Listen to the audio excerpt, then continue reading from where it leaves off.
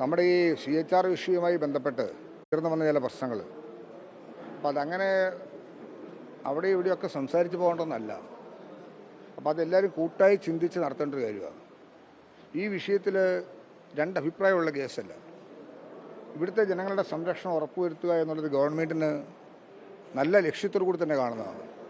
ഇവിടുത്തെ രാഷ്ട്രീയ പാർട്ടികളും ഞാൻ ആരും കുറ്റപ്പെടുത്താൻ തയ്യാറില്ല. പക്ഷേ ഇടുക്കിക്ക് വരുന്ന ഭൂപ്രശ്നങ്ങളെ മറ്റ് പല വിധത്തിലേക്ക് മാറുന്നുണ്ടോ എന്നൊരു സംശയം അങ്ങനെ ജനിച്ച് തെറ്റിദ്ധാരണ ഉണ്ടാകാൻ പാടില്ല. എല്ലാവരെയും വിളിച്ചാണ് ഒരു മീറ്റിംഗ് നമ്മൾ നടത്തിയത്. ഒരു നല്ല കോർഡിനേഷൻ മീറ്റിംഗ് ആയിരുന്നു. മുമ്പ് പവർ സോൺ വിഷയം വന്നപ്പോൾ ഞങ്ങൾ കൂടിയിട്ടുണ്ട്. ഇനി ഇങ്ങനെ കൂടും. ഇവിടെ വിവിധ രാഷ്ട്രീയ പാർട്ടികളും മുന്നണികളും മാറി മാറി അധികാരത്തിൽ വരികയും ഒക്കെ ചെയ്യുന്ന സ്ഥിതിയാണുള്ള ജനാധിപത്യം. പക്ഷേ ഇത് ഇവിടുത്തെ ജനങ്ങളെ ബാധിക്കുന്ന പൊതുവിഷയം എന്ന നിലയിലാണ് ഞങ്ങൾ ഈ മീറ്റിംഗ് ഇവിടെ ചേർന്നത്. നിങ്ങളെ അഭിപ്രായങ്ങളെല്ലാം ശ്രദ്ധിച്ചു എന്ന് ഞാൻ മനസ്സിലാക്കി. അപ്പോൾ അവിടെ കണ്ടതെന്താ, എല്ലാവരും ഒരു കോമൺ പ്ലാറ്റ്ഫോമിലാണ് ചിന്തിച്ചത്. CHRനെ സംബന്ധിച്ച് ഗവൺമെൻറ് എടുത്ത തീരുമാനങ്ങളിൽ ആരും ഒബ്ജക്ഷൻ പറഞ്ഞില്ല. നമ്മൾ കൊടുത്ത സത്യാമൂല്യത്തിലും പ്രശ്നങ്ങളില്ല. പിന്നെ ഫോറസ്റ്റ് ഒന്ന് കൊടുത്തു, റവന്യൂ ഒന്ന് കൊടുത്തു. ആര് കൊടുക്കുന്നുള്ളതല്ലല്ലോ, ഗവൺമെൻറ് എന്ത് കൊടുക്കുന്നു, ഇതാണ് ചിന്തിക്കേണ്ടത്. സുപ്രീം കോടതി ചോദിച്ചിരിക്കുന്ന ഗവൺമെൻറ്റിനോടാണ്, മറുപടി പറയുന്നത് ഗവൺമെൻറ്റാണ്.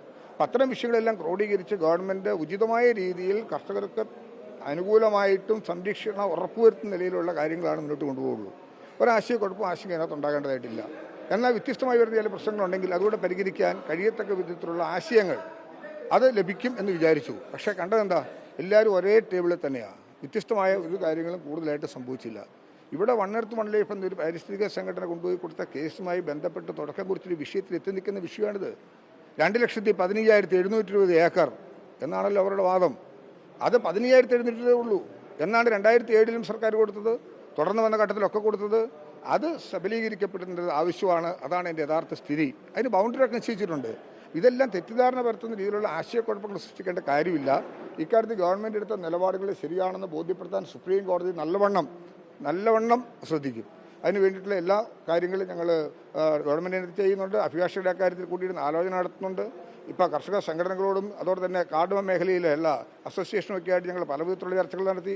ഒരു ഘട്ടത്തിൽ ചീഫ് സെക്രട്ടറി ആയിട്ട് പോലും ഇവിടുന്നുള്ള അസോസിയേഷൻകാർക്ക് സംസാരിക്കാൻ അവസരം ഒരുക്കി. മുഖ്യമന്ത്രിയെ നേരിൽ കാണുകയുണ്ടായി. അങ്ങനെയെല്ലാം കണ്ടും കേട്ടും ഒക്കെ രൂപപ്പെട്ടു വന്നിട്ടുള്ളതാണത്.